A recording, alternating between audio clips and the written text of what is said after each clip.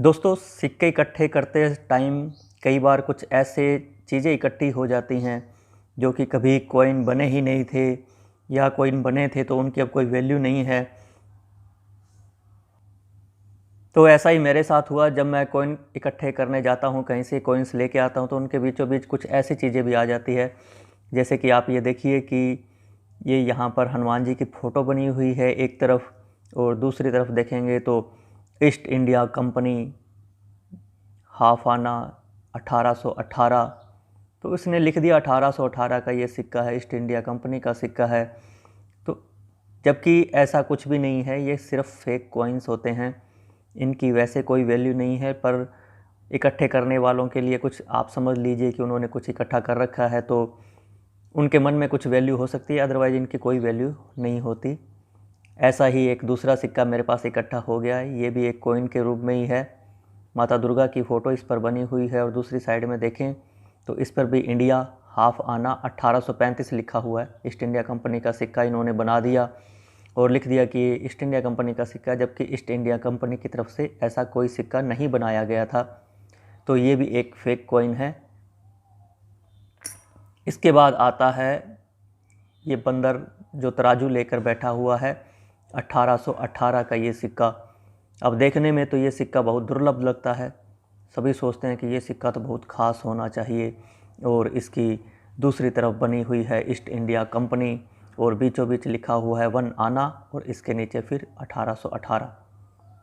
दोस्तों, ये सिक्का अपने आप में वैसे भी अजीब है। इसके दोनों साइड में इसका ईयर लिखा हुआ है, मिंटिंग ईयर 1818, इधर वाली साइड में भी और इधर वाली साइड में भी।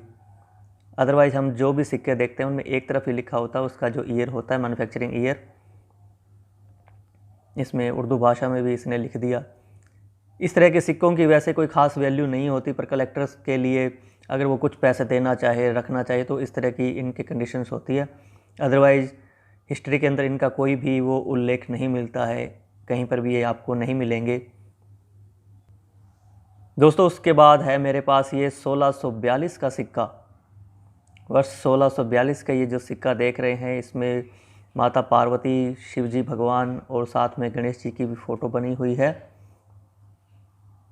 और दूसरी साइड में ये ओम बना हुआ है। तो ये भी इन्होंने एक जाहिर सा कर दिया कि ये 1642 का कॉइन है, जबकि ऐसा कोई कॉइन नहीं है।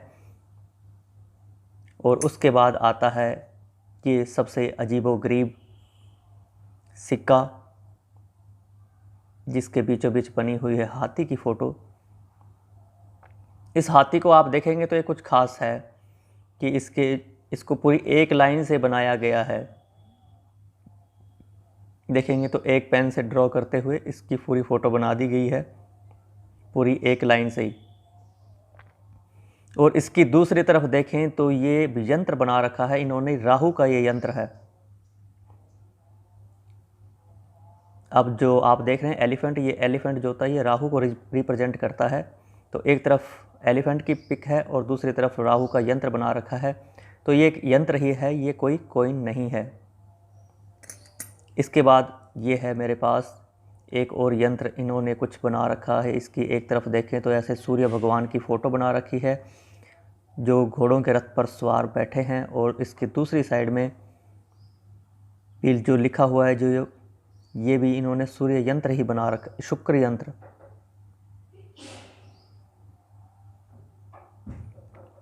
ये शुक्र यंत्र है। और उसके बाद जो आखिरी सिक्का मेरे पास है, ये भी एक तरफ सूर्य भगवान की पूरी फ़ोटो इन्होंने बनाई हुई है पूरी अच्छी तरह से, और दूसरी तरफ है इनका ही यंत्र खुदा हुआ। दोस्तों, ये जो अभी सिक्के मैंने अभी आपको सारे दिखाए हैं, ये एक्चुअल में कॉइन्स नहीं है। कोई इनको मानते हैं कि ये लाखों करोड़ों के कॉइन है, परंतु ऐसा इसमें कुछ भी नहीं है।